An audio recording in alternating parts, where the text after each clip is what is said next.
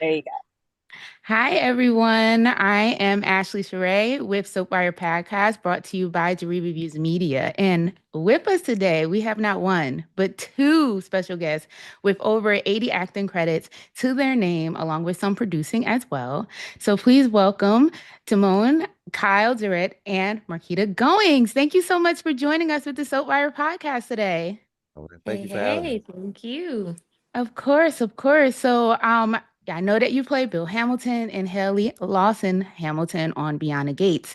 So this Mhm. is basically the first, well, let me correction. Well, no, the first when you think about it in 35 years centered around a Black family since generations. And Mhm. also the first brand new soap opera in 25 years since Passion. So how does it feel being a part of a history groundbreaking moment? It Feels is. great. Yeah, I mean, I want to steal what Timon always says.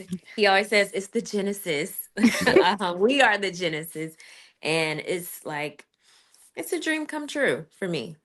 Love that. Yeah, it's to be on such a big stage, and with, having seen friends of mine, come up in the, as we call it, come up in the game in the film and television industry, and being able to either catch up to some of them who, came in from the same hometown or what have you, and to have those people that I've looked up to their careers and they're congratulating me on something like this. It's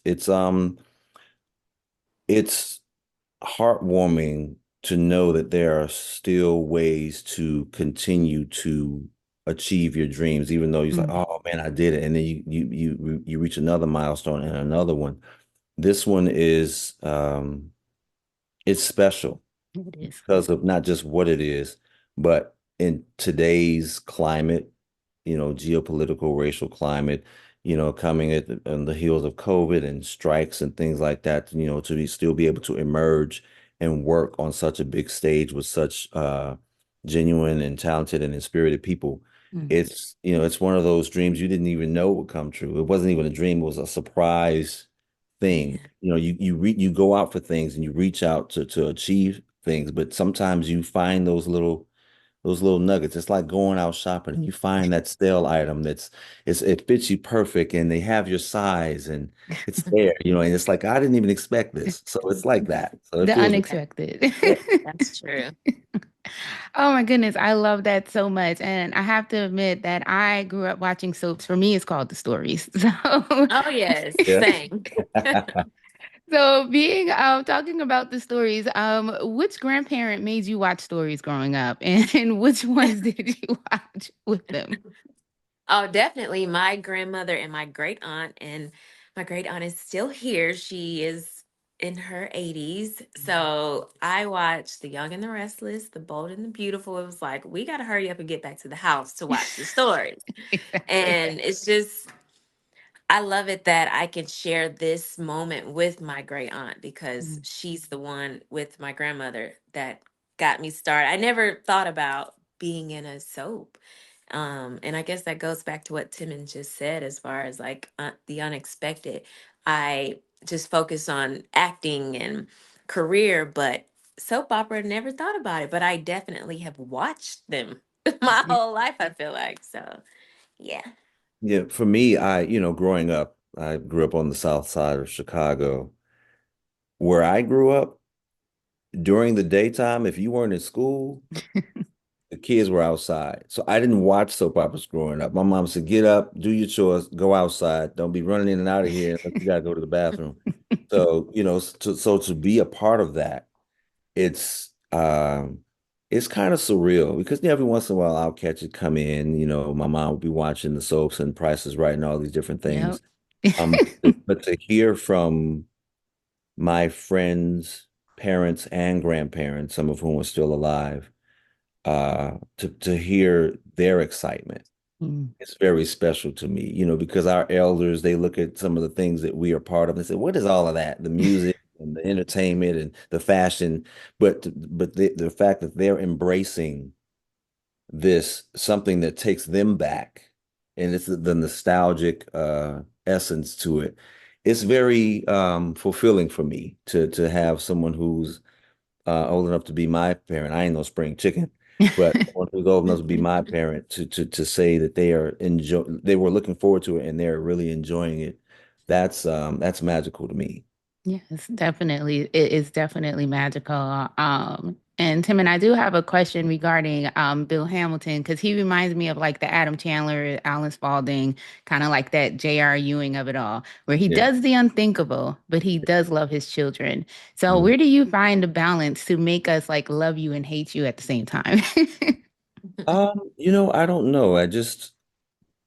I feel that there are levels to everyone. Mhm, I when I look at certain movies and television series throughout my life, the things that I really liked, every villain, if you will, had a soft spot and a weak point.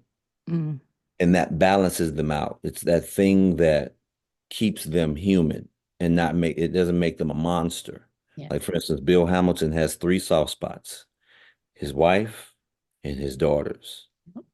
Everybody else, y'all can catch these hands, man. He's abrasive, he's aggressive, he's as I've said in many interviews, he he's a shark of a man. He has no problem with letting you know how much power he has, Mhm. but he's not gonna wield it on everybody. He just won't. And I think that balance, that humanizing balance that he has, um, it brings true to my life experience because people have told me that I can be a bit that way. And other people have said, oh, he's just a teddy bear. He wouldn't hurt anyone. I'm like the big dog at the house. I'm cool with the family and the kids that belong in here. But if you come in here messing with my folks, that's when the big dog bears Come the out, right? yeah. Yep. And Marquita, my last question for you is, fortunately, people have classified Haley as the homewrecker and tend to blame her for everything that has happened. But I do feel like there's a lot more to her, and she's searching for something. So I wanted to ask you, how do you view Haley and the decisions that she's made? Um, even with the homewrecker uh, phrase, Cool. I feel like it takes two, though. Thank It's you. not just one person. Haley didn't just come in and make Bill, he has some part in it. And if his life was going in a way that he hoped or wanted it to go with Danny, it would. And Haley, Hmm. it wouldn't have been a disruption. I don't feel like Haley just snuck up and took him. Exactly. But yeah. Can you repeat the other part of that question? How do I And just basically, how do you view the decisions that she made? and with as an actor, when I get material, I try not to judge the character. But she has done some things that isn't notable,